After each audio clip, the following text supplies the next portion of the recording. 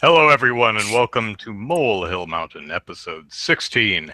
Andrew Eisen here, along with Zachary Knight. Hello, Zachary. Hello, Andrew. How's your day? Or your week, I Hey, guess. 3-day weekend. Yeah, So, I'm doing all right. Not that's really good. doing much to celebrate. I'm going to be cleaning my place, give it a good clean. I got to pay some bills. Uh, might go to the theater, the movie theater. I'd like to All see right. Kubo and the Two Strings. I love me animation and I love stop motion animation, and Leica is 3 for 3 so far as I'm concerned. Yeah. I really liked Coraline, Paranorman, and Box Trolls. So Okay. Yeah. still wouldn't See, mind seeing Sausage Party. Haven't seen that yet. you still haven't seen it, huh? That's all right. I haven't seen it either. And I probably never will. It just looks incredibly stupid. Right. Yeah. So yeah, we've got people chatting in two different places. That's all right. Andrew Birch Okay. says, "Hello, Andrew. Cool name." Yes, our parents named us well. So far as video games go, I've been really busy this week. So I finished Ace Attorney Investigations, the Miles Edgeworth Okay. spinoff. Looking to source a copy of uh, Investigations 2, but if I'm going to buy it, I want it to come with the actual box and the manual, and that's really difficult to find. 13U Cube asks where the other chat is. It's on the YouTube watch page. Yep.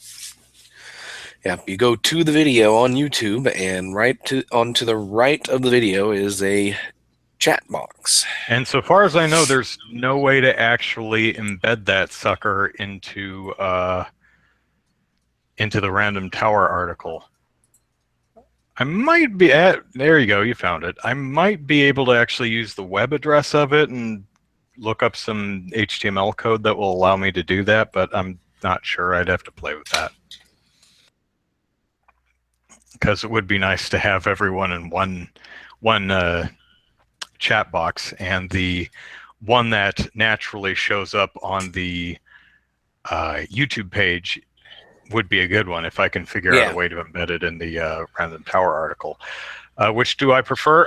For right now, I have both of them open right next to. I have both of them open, so I'm staring at both of them, and they update in real time, so I don't have to keep refreshing the page. Jordan's going to use both just to be a pain. It's okay, go All right. for it. I may lose your comment in the shuffle, but that's all right. Let's see. Oh, I did play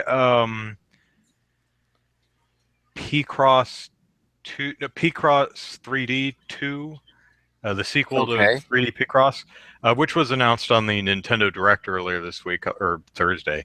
That I don't know if the game's out yet, but a demo went up, and Yeah. I'd never played 3D. I like Picross, but I've never played 3D Picross.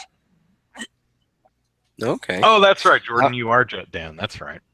Sorry. Sometimes it's hard for me to keep everyone's usernames because I know some of you on Facebook and YouTube and Twitch and Twitter, and you've got different names in some places. So sometimes it does. I forget who's who sometimes, and I do apologize for that. But so I played 3D Picross, just the demo, and it's cool. The only problem I have with it, which is, Picross is a 2D puzzler. It's like yeah. Sudoku. 3D Picross adds a Z-axis to it, and you might say, well, how do you pick the bricks in the center of a 3D object? Well, there are X-axis and Z-axis sliders, which allow you to take a Okay. 3D object and cut into it so that you Uh can play huh. with the bricks on the inside, and you can do that. it is really difficult to figure out which slider controls which axis, especially since you're constantly rotating the 3D object, and Yeah. which direction you've got to pull the thing to. You probably get used to it after a while, but for the demo, holy biscuits was that. I was like, no, not something I'm probably going to drop money on, because I was like, it's a cool idea. It's just kind of a pain to play. It's cumbersome. Yeah. I'll check out some reviews, see if that's a problem or if it's just something you get used to fairly quickly.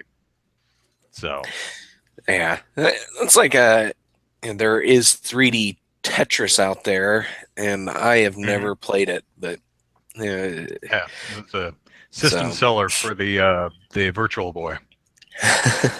Yeah. Or was that Tetris Sphere? No, I don't remember. no, maybe Tetris Sphere was a N64 game. I don't know. could Google it, but I'm lazy. Codename Z says Nintendo is right. The NX won't replace the Wii U. The 3DS is doing a good job with that. Yeah, pretty much. Well, the 3DS is actually getting games from both Nintendo and third parties, so Hey, there you go. The Wii U still has Paper Mario. Yeah.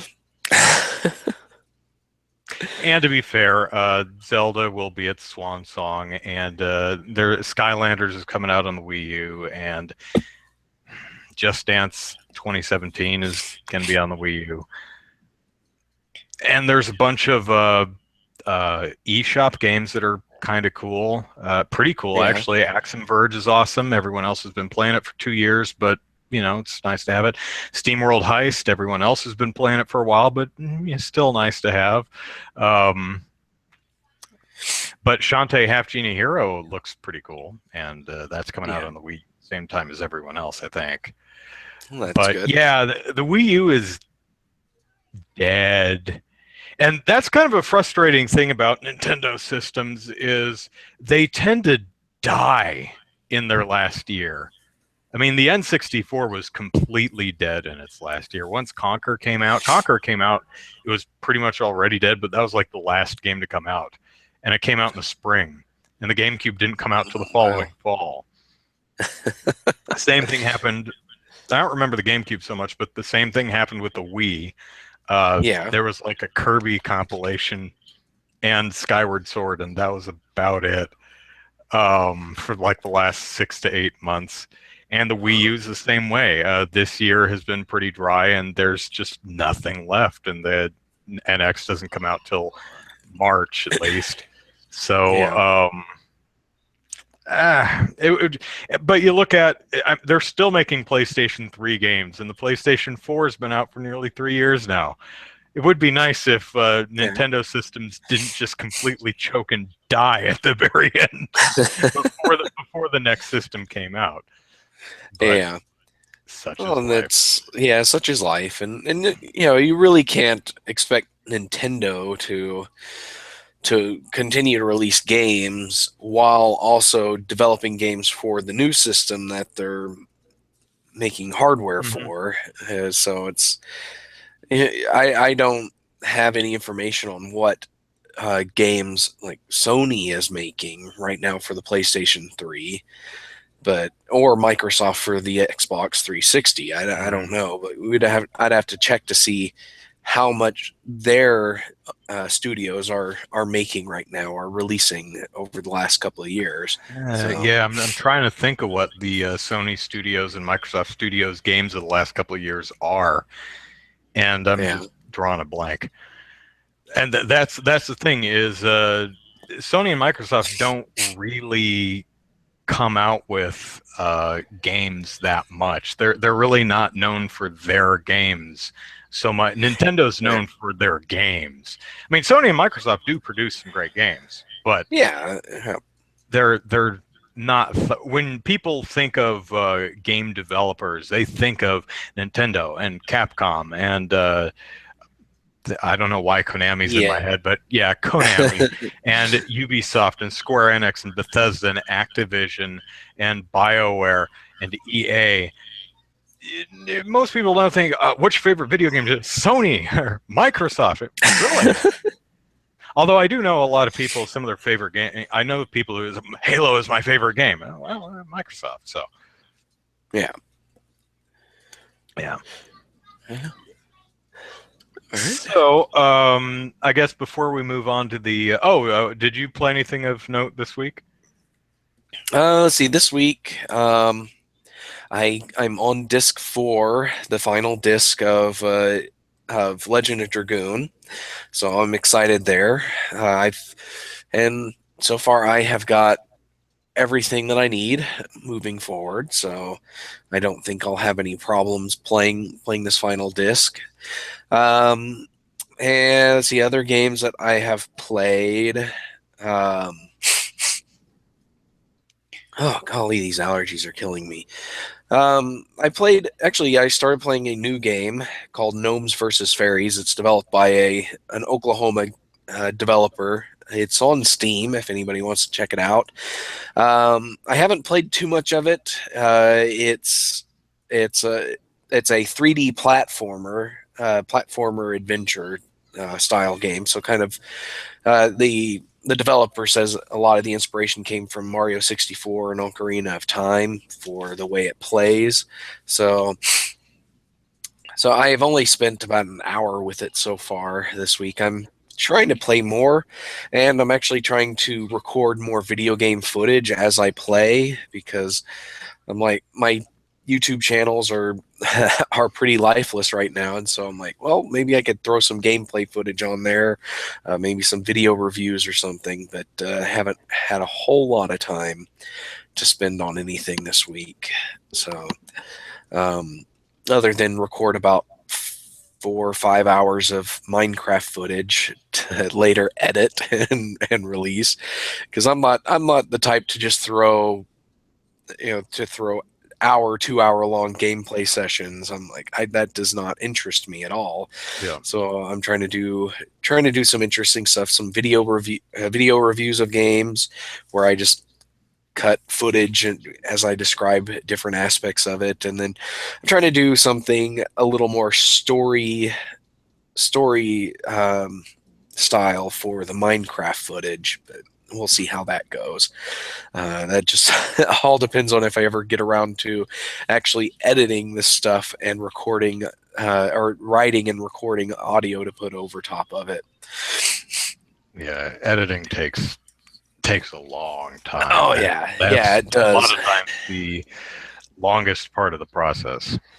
Yeah, it's like my son and I, we've been wanting to do stop motion animation, Lego stop motion, and we've done a couple of videos in the past, and then I have one that we recorded all the images, and now it's just a matter of me importing them into my video editor and editing it so that it plays correctly.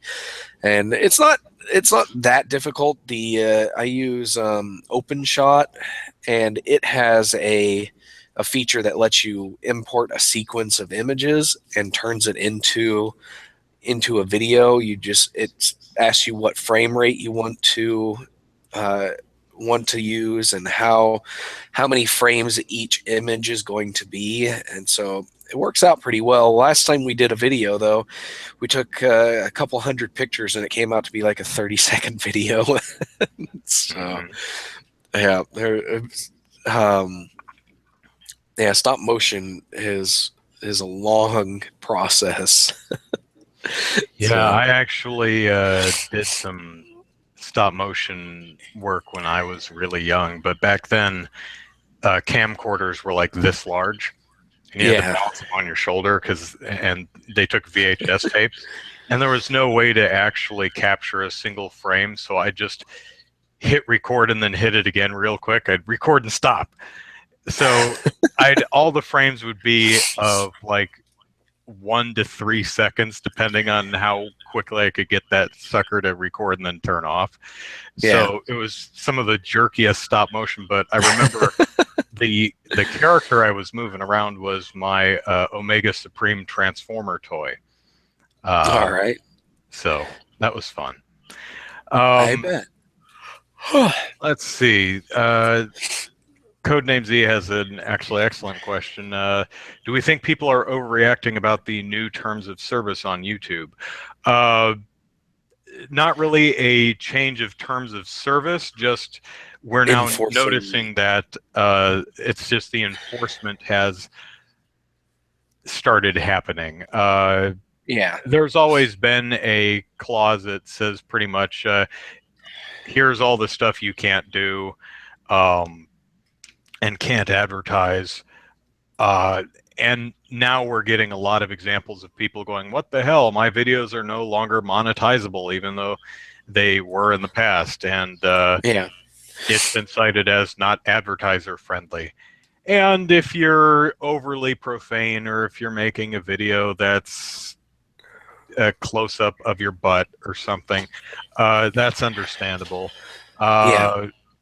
But some people have said, okay, I shared a story about depression or something like that, and that was the monetization was removed, which is Hmm. kind of weird. It's like, yeah, I mean, it's not the happiest subject, but I, I think there's when you ask me, do I think people are overreacting? It really depends on the person. I'm sure Yeah. some people are overreacting. I think there's genuine cause for concern, just due to the chilling effect this can have on anyone bothering to broach particular subjects, Yeah. and that's a Well, damn shame. especially current events, because that was one of the items that I saw listed, was that you can't talk about current events, such as, things like wars and a refugee crisis. You can't, that's kind of off limits. Politics is off limits, apparently. Just a lot of things, and it's, the fact that they would say that that current events are not advertiser friendly just kind of makes me say what? Shouldn't that Uh, be up to the advertisers? I mean, yeah, I it's noticed that I haven't noticed in any of my videos that are unable to, the Andrew mom watches Andrew masturbate to kittens. That video is still monetized. Apparently, that's advertiser friendly enough. or at Last least they just haven't gotten around where to they haven't gotten around to it yet. yeah, Um, but I have noticed that while that video has over 1 million views, a video that has been viewed far less. I have a video that's been viewed 60,000 times, and it has made uh, 5, 6 times the advertising revenue as the one that has over 1 million views. yeah, So, and that's probably because the other video is there's more people willing to buy ads on that kind of video than the Andrew masturbates to kittens videos, because who the hell's running an ad on that? Unfortunately, that's not something I can look up. I guess I could turn off my ad blocker and watch my own videos and see what ads are running on it. I guess I could do that. But yeah, but I, I I think the idea is fine. It's like, look, overly profane things, videos that are only meant to bully another person, yeah, videos that are outrightly and overtly bigoted, hate speech, things like that. It's like, we don't want this on our platform, and we're not going to allow you to monetize it. Understandable. Now, granted, YouTube can say this for anything. We don't want no kittens on YouTube. Damn it, you can't monetize it. They could say that. Don't yeah, know why they'd want to do that, but they could do that. So that out of the way, I don't agree with things like the current events. I mean, it's a shame that anyone who is trying to make a living doing a YouTube news show now can't. I yeah, mean, that was never their right or guarantee. It's a damn shame that they can't, but I just don't really see the value in YouTube uh, removing advertising from. So I'm taking it on a case yeah. by case basis. I, It's the shame on me for conspiracy. having ad block. Yeah, the conspiracy theorist in me, when it comes to the current events things, that seems like it's one of those where the major news stations, CBS, NBC, ABC, CNBC, is CNN, all that, Mhm. um, they have colluded with Google to make it so that uh, potential competitors can't succeed because they can't get ad revenue on YouTube. And that's the conspiracy theorist in me saying that. But that's the only reason I can think of that actually makes any modicum of sense, though, Yeah. because like you said, there's a lot of people out there that they try to comment and discuss current events on YouTube, and there's some very successful channels on there that are actually doing that. I don't watch any of them because I I don't particularly care, but I'm not much of a news commentary kind of a guy. When something happens, when a report comes out or a study comes out, I'm the person who actually goes and reads the report or study rather than listening to some news outlet summarize it for me yeah, or give its opinion on it. I usually go to the source and read it myself if I can. Sometimes, if I care. Sometimes I don't care, and sometimes it's like, oh, that's 532 pages. I don't have time to read that. So. But yeah. someone makes a good point: is don't CNN and everyone else actually have a YouTube presence and run their shows on YouTube and monetize them?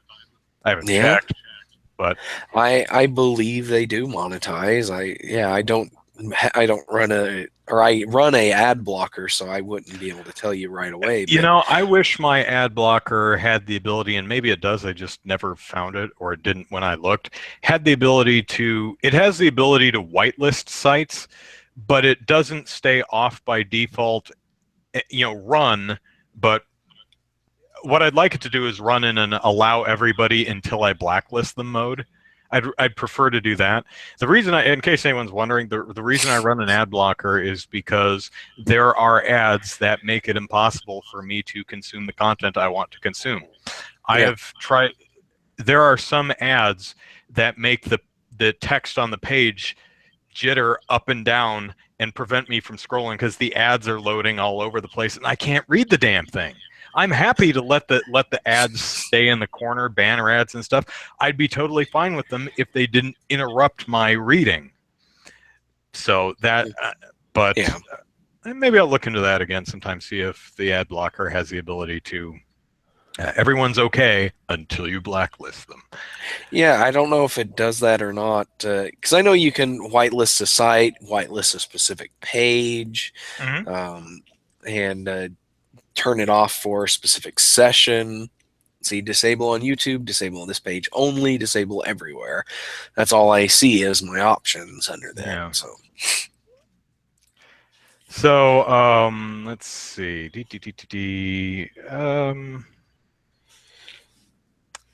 Someone had something. Oh, referring to me shooting a stop motion.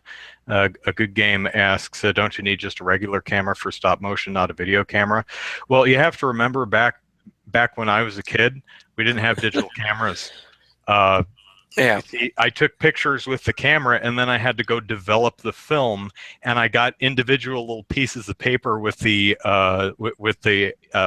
image on it. I couldn't upload it onto a computer and then put them in a sequence and play them back. yeah. That wasn't possible for me when I was a kid.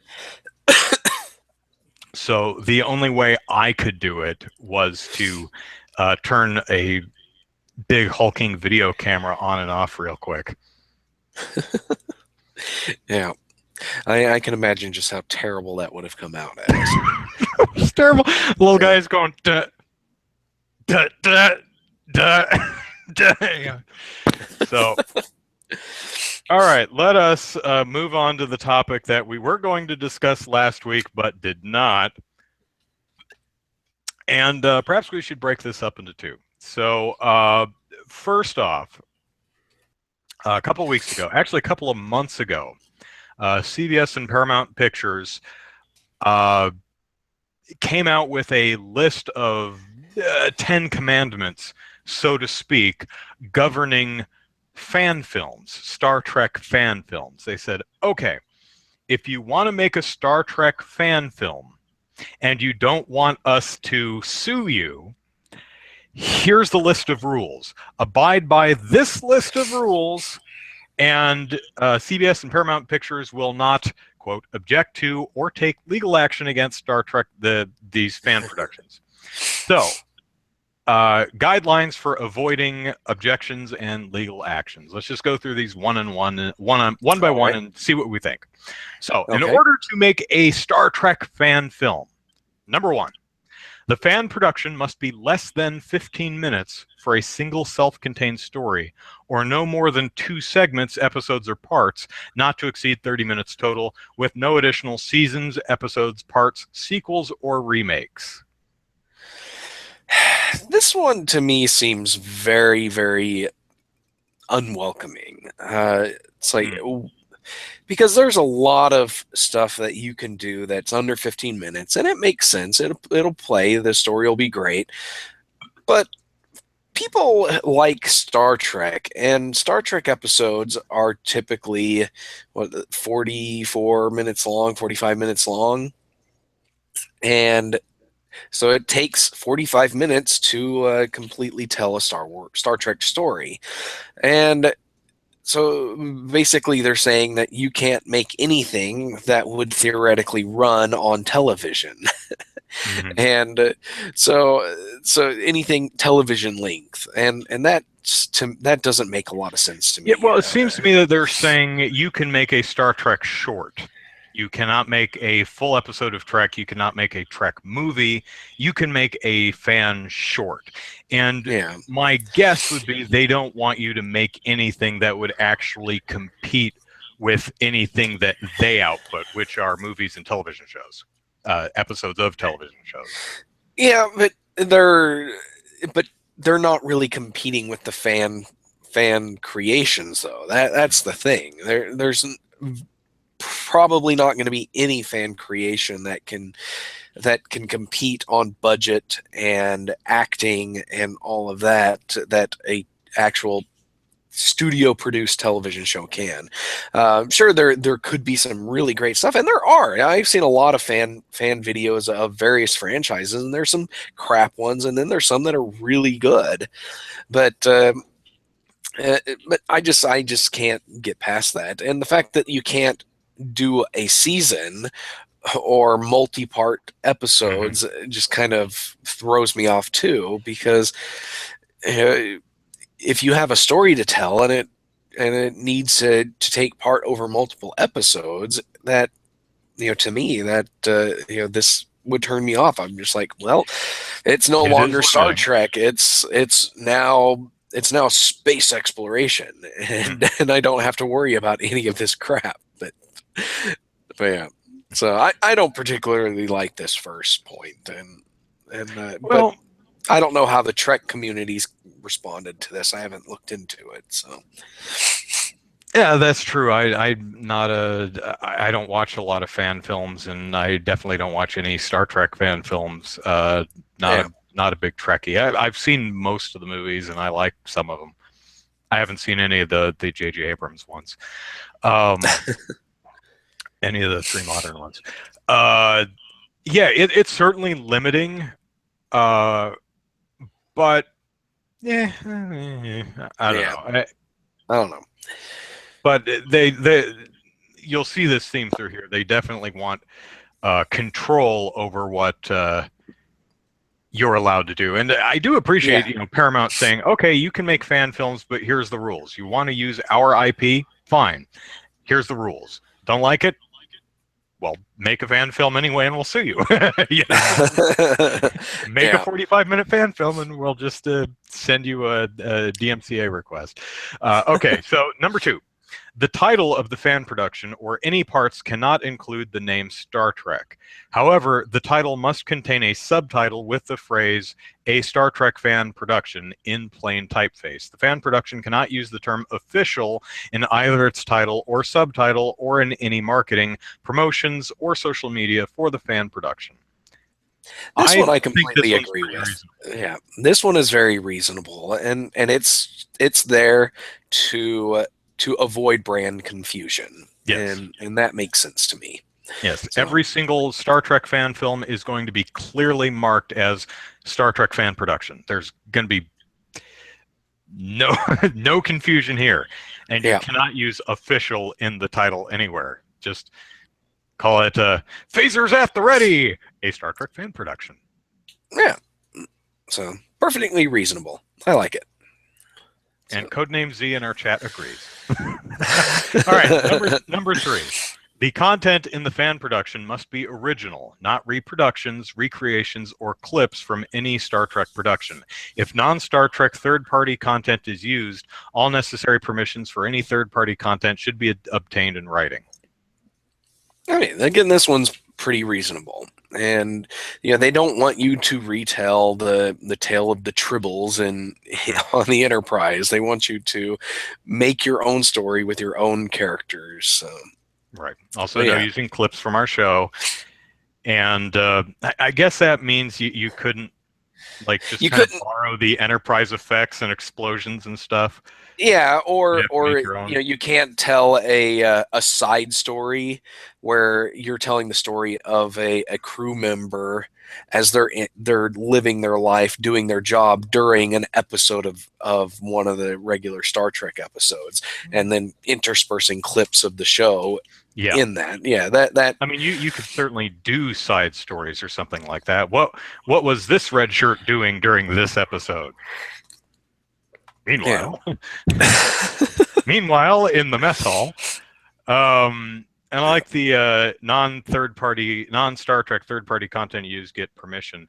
I wonder if Paramount is thinking Star Trek versus Star Wars. Yeah, exactly. If you did a Star Wars and Star Trek, or mashup, as long as you have the rights to all the Star Wars stuff, it's fine. I'm wondering if they're thinking because we may want to promote some of your stuff or buy it or use it or something, and so get the rights to everything so we don't have to worry about it. Yeah, exactly. So Jordan said, "What was the red shirt doing to it? Probably dying." Yes, it's probably probably one. All right, number 4. If the fan production uses commercially available Star Trek uniforms, accessories, toys, and props, these items must be official merchandise and not bootleg items or imitations of such commercially available products. I understand this one, but I don't like it because the official costumes and props are usually crap. The stuff you can buy at Walmart is usually really shoddy looking. The stuff you can actually... The bootleg stuff always looks better. Now, I suppose as long as you don't buy a fan reproduction of costumes and props, it's fine if you make your own, and they're really good. But... yeah. That's something that a little tough. Yeah, that one's a little tough. I can understand why they would want to, because they want the stuff to be represented the way that they want it to be represented. And if you bought bootleg stuff, then yeah, that could make things look bad. But you can. I don't know. I think using some of the official merchandise would make it look bad. Have you seen the Halloween costumes for Trek or anything? Halloween costumes are terrible. Yeah, I don't buy. I buy Halloween costumes, but I wouldn't buy a Halloween costume to use as cosplay or in a video that I would want to do where I acted out a character. I wouldn't use a store-bought costume for that. Yeah, basically, if someone is selling something they don't have the rights to sell, you can't buy that for use in your production. Yeah, well, and this is one of those areas where it's they use the phrase commercially available. So I assume that you could contract out costume development to another person. Say, you have a friend that's really good at making cosplay. Yeah, I imagine you could have that person a costume designer, costume a prop maker, things like that. You just can't buy bootlegs of stuff. Unless, well, it wouldn't be a bootleg if there weren't a commercially available option. So yeah. Okay, so that was 4. Okay, number 5.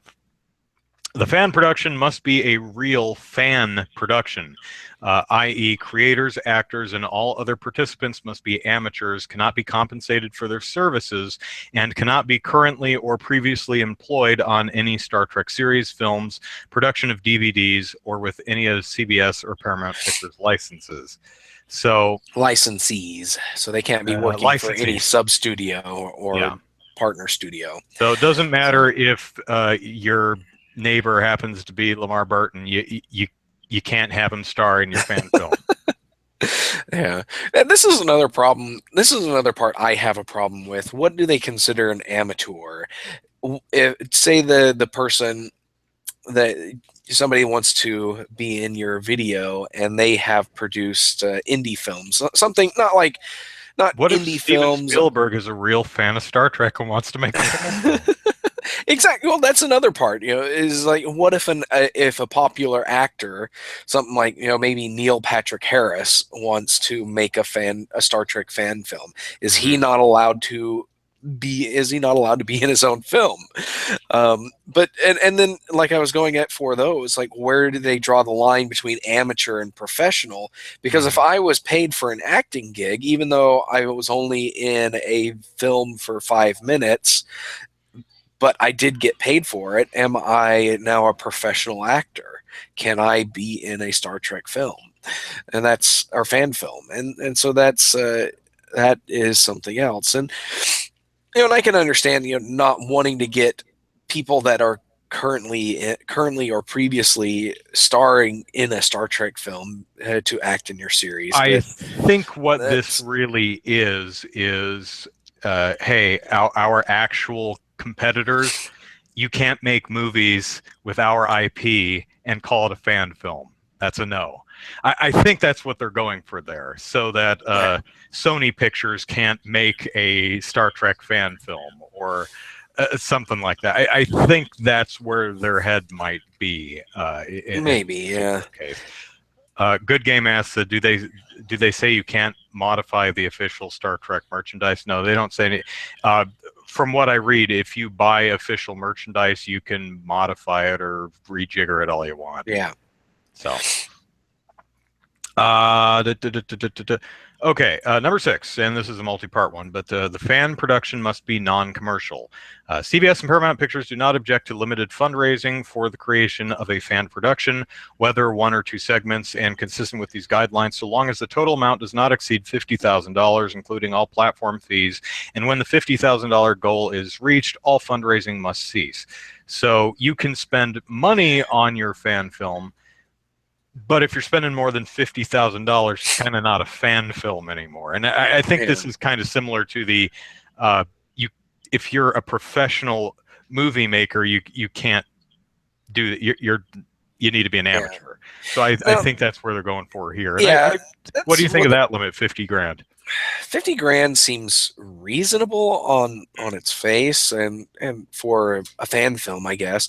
The problem I have is that if when the 50,000 goal is reached, you must stop fundraising, Mm, and that's not possible in a lot of not services like possible on Kickstarter. Kickstarter. Yeah, Kickstarter, it's like you can't say, okay, my project is done, and end it once you hit your goal. I guess you could And just say any other funds go to charity or something, or won't be used maybe, for the film.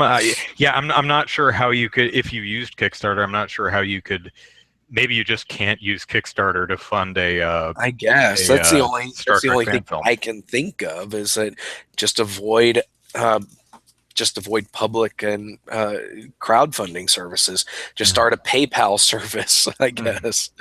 But Yeah, there you go. yeah, All right, the fan production must only be exhibited and distributed on a no-charge basis and/or shared via streaming service without generating revenue. So, you yeah, can't no, display no ads with your monetizing it. video, Right. which sucks. And you Yeah. can't rent out you can't, it can't go theatrical or also the next one is the fan production cannot be distributed in a physical format such as DVD or Blu-ray. And that one, I guess, is okay, but there's times when you would want to hand out DVDs or something. Say you're at a comic convention or a sci-fi Suppose you could hand convention. out thumb Yeah. drives or pieces of paper with the URL. Well, yeah, I guess you would hand out something that has the URL to the video, but yeah, it says you can't distribute in a physical format, and then it says such as. So I guess a thumb drive would be out of the question too. So That's true. yeah. All right. The fan production cannot be used to derive advertising revenue, including but not limited to, through, for example, the use of pre or post-roll advertising, click-through advertising banners as associated with fan production. Again, don't run ads on this sucker. No unlicensed Star Trek related or fan production related merchandise or services can be offered for sale or given away as premiums, perks, or rewards in connection with fan production fundraising. Again, yeah. And fan production cannot derive revenue by selling or licensing fan-created production sets, costumes, or copies. In other words, you're doing it for the love of the IP. You're not doing it to make money. So, making money's no.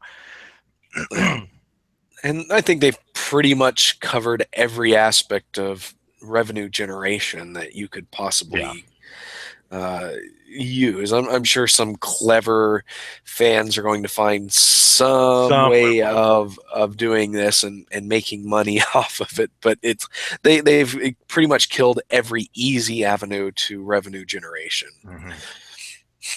Number 7, the fan hiccup and a belch right in the same one, simultaneous. Number 7, the fan production must be family friendly and suitable for public presentation. Videos must not include profanity, nudity, obscenity, pornography, depictions of drugs, alcohol, tobacco, or any harmful or illegal activity, or any material that is offensive, fraudulent, defamatory, libelous, disparaging, sexually explicit, threatening, hateful, or any other inappropriate content. The content of the fan production cannot violate any individual's right of privacy. So the depictions of drugs, alcohol, and tobacco. I guess I don't think I've ever seen tobacco in a Star Trek episode or film, but I have seen lots of alien drugs and alcohol. So Romulan ale is a very popular drink in the series. So you can't have an episode that has Romulan ale in it because that's an alcoholic drink. And you can't even say hell or damn? I mean, I have a feeling that this is kind of a use your head. Like, if you would never see this in an official Star Trek, don't put it in yours. So and they're trying to make sure that you don't do anything excessively violent, where you don't have like heads exploding and blood splattering everywhere. You know, that's the kind of stuff they don't want. They don't want you to scanner head explosion. Yeah, and they don't want you making Star Trek fan porn, I guess. Well, I mean, if you make Star Trek fan porn, I think parody laws may protect you. Yeah, that's true. So, all right, number 8, the fan production must display the following disclaimer in the on-screen credits of the fan productions or on any marketing material, the fan production website, or page hosting fan production. And it's basically Star Trek and all marks, logos, blah, blah, blah, blah, blah. No, So yeah, that's another reasonable thing, yeah. Yeah, stick this in the video description and the credits and any marketing material you have. Okay. Basically, it says Star Trek, CBS Studios and Paramount Pictures own Star Trek, not the person who made this fan film, and don't you forget it. That's fine. Yeah. Number 9, creators of fan productions must not seek to register their works nor any elements of the works under copyright and trademark law. Yeah. Okay. Yeah, but the interesting thing about this one, though, is that it doesn't matter if you register it or not. The creator automatically has a copyright on the video. So I don't see how this would be enforceable at all, because the creator's automatically going to have a copyright, and they're going to be able to send takedown notices and cease and desist or whatever to people that republish their videos, the fan films. So I don't know exactly what CBS and Paramount are going for here. That whatever. They just don't want other copyrights floating around. The trademark one makes complete sense because that you have to register Yeah, in order yeah. to receive the protections. But the copyright, yeah, there's nothing they can do about the fact that I get a copyright every time I create a video, but even if I don't register it. So, And last one, number 10. Fan productions cannot create or imply any association or endorsement by CBS or Paramount Pictures. Yeah, okay. yeah, that one completely makes sense too. So, all in all, we have like them or not, we have a pretty understandable list. Understandable as in they're not written in impossible to parse legalese. Yeah. List of 10 guidelines for anyone who's I love Star Trek and I want to express that love for the property by making a fan film. Okay, I've got to title it this way. I've got to put this text of legal stuff in the credits. Can't be more than 15 minutes long. Can't do a remake of any of the movies or episodes, so it's got to be an original story. Can't buy bootleg stuff. Okay, as long as I follow all this stuff, I can go ahead and make a fan film. And I think that's very valuable for anyone who wants to make a fan film because at least they know where they stand and they can spend their time and money dumping their love into a project and not have to worry about it being shut down the minute it's finished after 3 years or whatever of really hard work. Yeah. So that brings us to the second part of this topic, which is, could the video game industry adopt this approach to manage fan games utilizing its IP? So, for example, Nintendo. If Nintendo had a list of guidelines for the Metroid franchise, say, all right, if you want to make a Metroid fan game, here's the list of rules you have to follow. Otherwise, we will. You can't include Samus, Metroids. You can't be called Metroid. Can't include Samus. Can't include Metroids. Can't. In other words, don't make a Metroid fan game. Yeah. See, and that's I think that's probably one of the big differences. Whereas Star Trek is an entire universe of characters, alien species, and all of that, where you can basically say, all right, I'm going to make a story starring a Vulcan, and it's not Spock or the black Vulcan from Star Trek Voyager. I forget his name, but you can make a movie about a Vulcan and it still be a Star Trek fan film. The same thing with the Star Wars universe, whereas there's where most of the extended universe and stuff is revolves around the main cast of characters. You can still write stories. You could theoretically write stories about other characters that are from the identified races and it still be a Star Wars thing. But the thing with a lot of video games is that they're very self-contained, and it would be very difficult to make a film or make a game that is easily identifiable as in that universe without using any of the main characters from those games themselves. And I think that's one of the problems we're going to run into, is that I know a company like Nintendo will want to block off the actual main cast of characters. Well, Paramount's list of rules didn't say anything about you can't use any of our specific characters.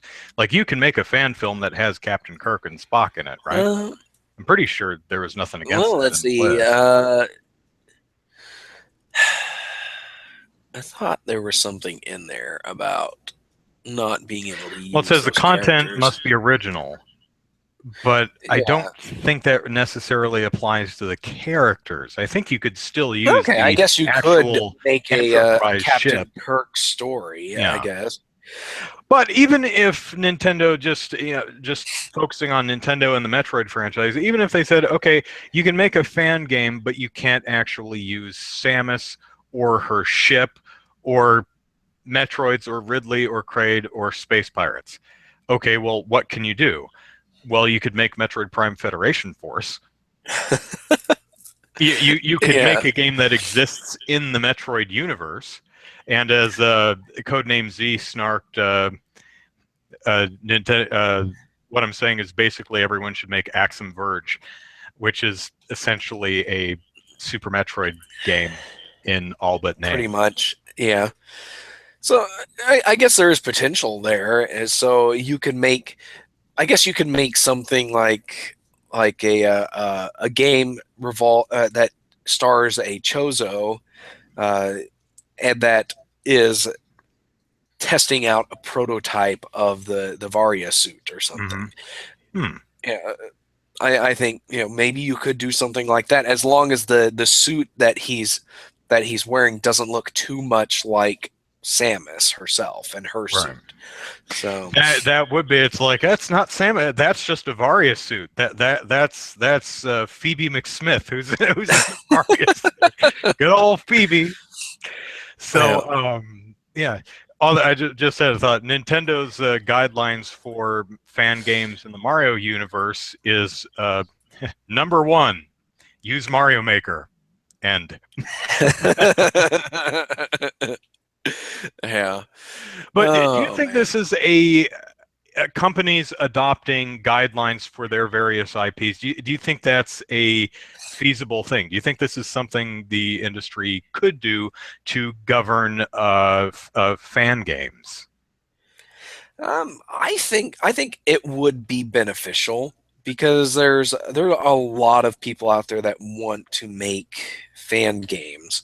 Um, it's a lot easier to say provide guidelines for fan films and fan fiction and stuff because those are not direct competition Yeah. to the games. But when it comes to the games, yeah, there's a lot of stuff that the developers, the publishers, and their lawyers are going to get all icky about because it's too close to what they're doing that it would compete. So something like AMR2 or AM2R, um, that might fall afoul of any potential guidelines that Nintendo would put out because it's a remake of one of the existing games. But if it were a Going by whole new Paramount's list, yeah. Yeah, but if it were a whole new adventure of Samus, then maybe Nintendo would be a little more open to that because it's not something from their series and it's a whole new story. So I don't know. I guess I the don't. optimist in me wants to say that there is a way that would make Nintendo happy and make the developers and fans happy of for this fan game, but I'm just having a hard time putting myself in Nintendo's shoes and finding that happy medium. Well, the difficult thing is there would have to be a set of guidelines unique to each individual IP. I don't think the industry, even if it wanted to, could get together and come up with a very generalized set of guidelines for any fan game because Yeah, games are just so darn different.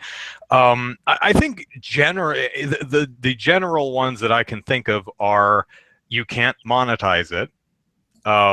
It has to yeah, have a fan game clearly in the title and all marketing and advertising and all that stuff. Um, yeah, it has to have that paragraph of legalese in the credits and any marketing material.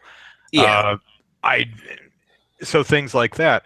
I don't think Paramount issued a you can't have anything that's longer than 15 minutes. I don't think there's really an equivalent thing for games. You can't really say the game can't last longer than 2 hours. Well, that depends on the person playing it, I suppose.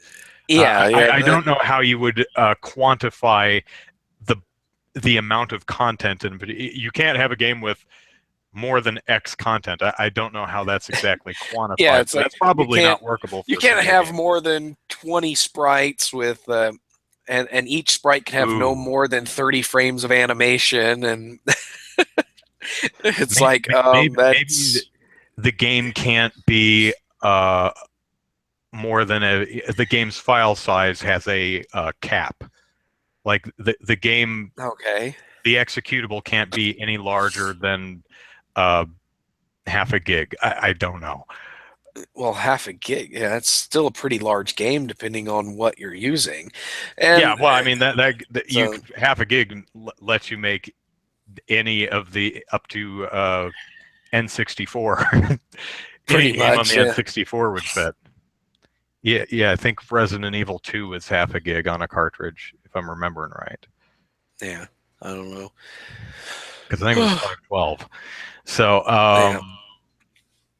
yeah, I would like to see the video game industry, the various players in the video game industry, at least try to adopt something like this because Yeah. fans are gonna fan, and many of them are going to make fan games. So maybe Yeah, give them and some guidelines so that they know how they can do this without running yeah. afoul of your IP. Yeah, definitely. And looking at the Paramount list, there's a lot of things in here that are perfectly applicable, like you said, to a fan game. It's just when it comes to the actual content, that's when things get kind of tricky. And so, but yeah, I would love to see some guidelines come out from a studio or two that say, here's what you can do if you want to make a fan game, because that would be awesome, because that's something nobody has done so far. And there's a lot there were a lot of controversy around let's play videos, and Mm. a bunch of developers came out and said, hey, you want to make let's play videos and you want to monetize them, go right ahead.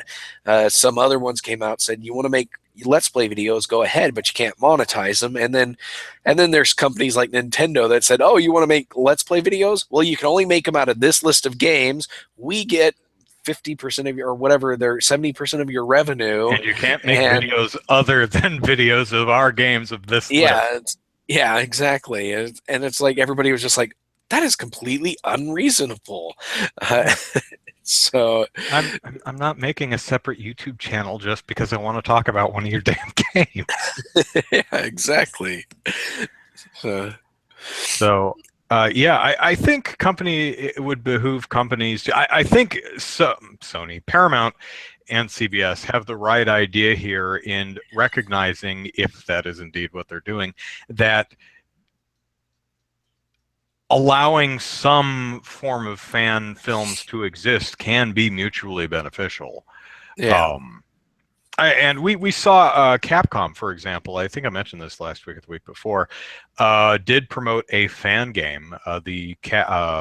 Mega Man Cross Street Fighter was actually made by a fan, and Capcom promoted that, and that was real cool.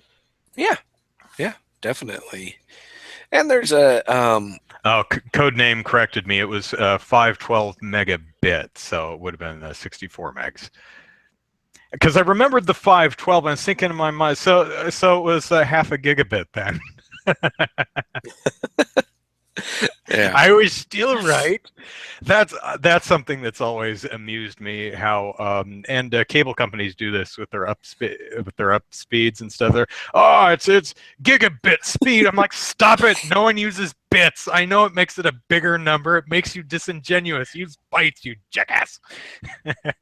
Yeah. So Now, a good game asks a good question here. He says, where do fan translations fall? Is that more of a remake of an existing game, or are they distributed as patches without any actual game assets make it acceptable? So, can you make a fan translation of a game that hasn't been released in your region? I think you can. I think you just can't use it because that requires you to either emulate the game, Or hack your console? which means you have to obtain a ROM somehow, either downloading it off the internet or ripping it off of a game cart, or hacking your console. both of which could lead to piracy. And as we know, if the potential is there, then the action is illegal. That's why we're not allowed to drive cars, because we could use them to drive into crowds of pedestrians. The possibility is there. That's why it's always been illegal to drive cars, you see. Yeah. Yeah. Snark. Yeah, so I think fan translations to me would be one of the most beneficial things for developers to accept and to promote. Say, yeah, you can release a fan translation as long as it meets these guidelines and can be installed into the game without bypassing DRM. But that also requires the game developer to have a way to patch in a fan translation without hacking any DRM or anything. So yeah, so I'm not certain about. Yeah, so I don't think Nintendo. Correct me if I'm wrong, but I don't recall Nintendo ever going after anyone who's simply created a fan translation patch. Because not as far as I know. You can't really do anything with the patch by itself. And as far as I've seen, I've looked at a few people who have patched stuff, and they don't host the ROM. They don't say, "Hey, here's a patched ROM for you." And most of them will say, "We're not even going to link it. Here's a patch. It retranslates the game or whatever, but it's up to you to do whatever you need to do with that. But here it is." Yeah. Google is your friend. Yeah, that's pretty much it. That's what they have to do, which kind of sucks because it kind of fragments the community a little bit. Although, anybody that's looking for a fan patch already has an idea of how to make that patch work in some form or fashion. So it's not like not being able to link the ROM or a ROM hack or whatever is stopping anybody at all. But yeah, that's copyright law for you. So yeah. But I'm trying to think of so. For example, following Paramount's template, a company like Capcom would not want a fan project to be a HD remake of Resident Evil 2, because that's something that Capcom actually is working on. So an HD remake of Resident Evil 3, because it's something that Capcom may want to do in the future. So I can understand the whole, if you're going to make something, make it original. Do not remake any of our stuff, because we may want to do that. And probably no direct sequels or anything like that, I would think, too. And and there, like I said earlier, there's a lot of games that would fit the idea of you can make a game in this universe but not include the main character. Something like Resident Evil, or any other zombie game out there. There's other survivors. You could tell one of those other survivor stories. Yeah. And so that would be acceptable. But it is a think. Mario game without Mario. I mean, are there any other characters in the Mario universe aside from Mario, Luigi, would it still be a Mario game if it starred Ed, the janitor of the Princess Peach's castle? Yeah, he's the toad who plumbs the toilets. Or regular Giuseppe, the other Mario brother.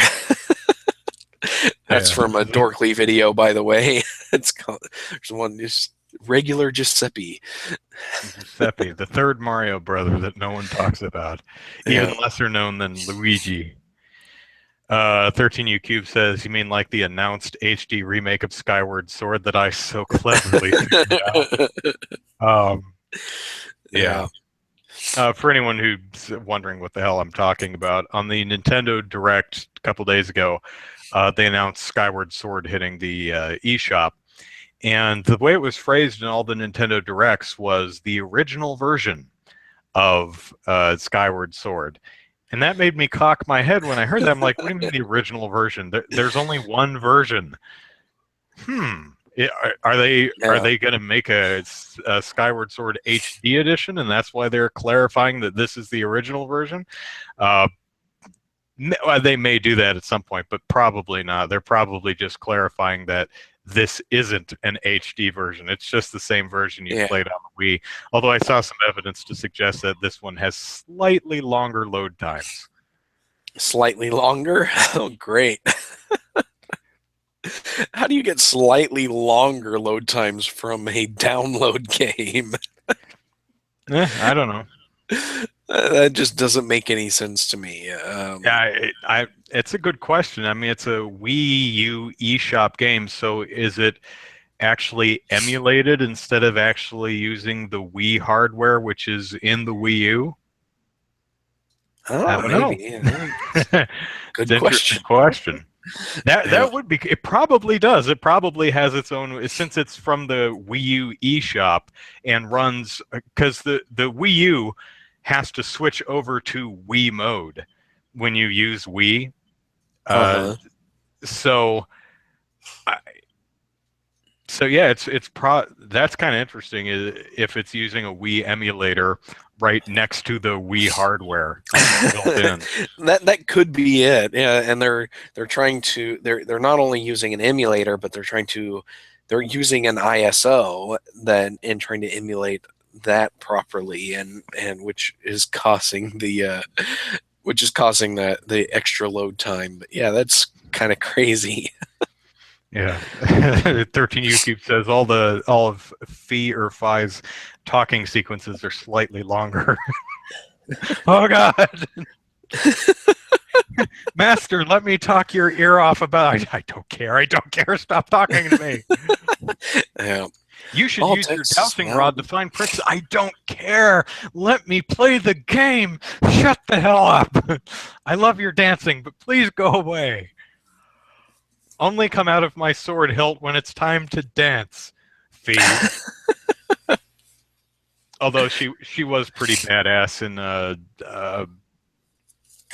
Muso game. What is it called? Warriors. Hyrule Warriors. Hyrule Warriors. Yeah. If any of you, that was the first Warriors game I'd ever played, and I really liked it, even though I wrote the guide for it, and it took me 7 weeks. I think second only to Monster Hunter 3 Ultimate, as far as, oh God, that took forever. Man. Anyway, I've talked about that before. So, okay, a little after 7, so that's where we're going to stop for tonight. I'm glad we actually got to discuss this topic. Wanted to last week, but we just kept yammering about other things, yeah. But topics that were no less important, because remember, everything we discuss on Molehill Mountain is of the utmost importance. So, okay. Good Game says Wii U wouldn't be powerful enough to straight up emulate the Wii. That's I don't know. I just think it would be funny if it did emulate the Wii. I'm not sure how it works since it has to switch into Wii mode. I don't know. Do you download it and it sits on your? Maybe it can launch Wii mode from the game. I don't know, because it's interesting. Because it's interesting because you can't exit out of Wii mode. I don't think. I'm trying to remember, or maybe it's GameCube mode on. No, I'm thinking of GameCube. Well, the GameCube mode you cannot exit out of on the Wii. Yeah, because it doesn't. The remote doesn't work anymore. Because it's completely a GameCube at that point. Yeah. So maybe the game is it's the game ISO with a special wrapper that tells it to launch into the Wii mode in the background and just go straight into the game. Maybe they developed a means to do that, and so. That would be kind of cool. But if that were the case, maybe it's that extra wrapper that is causing the slowdown. Because otherwise, if it's actually using the Wii hardware, it shouldn't be any slower as far as loading goes. Yeah. The only thing I can think of is there's something in there that's creating an extra step, which causes the extra load times. But I don't know. Anyway, that is our show for this evening. So thank you everyone for attending and keeping us company. So Andrew Eisen here, Eisen is how you spell the last name, and plug it into YouTube to find my videos at Andrew Eisen on Twitter, and Andrew Eisen YouTube is the Facebook page. So like, follow, subscribe, all that fun stuff. Zachary, plug away. all right, you can follow me on Twitter at Easy Knight. You can follow my game development work. It's DK_gaming on Twitter, DivineKnightGaming.com. And if you're interested in the Oklahoma game development scene, you can check out OK Game Devs on Twitter and OKGameDev.com. So, and I'll probably be uploading videos in the next couple of weeks with various games that I've played. So hopefully those will be good and you'll like them. So there you go. All right, you've been watching episode, I don't know, I think it was 16. Why is Yeah, it in the middle here? 16 of 16. Molehill Mountain. So we will see you fine folks back here next week. Take care, and hey, happy Labor Day. All right, bye. Bye.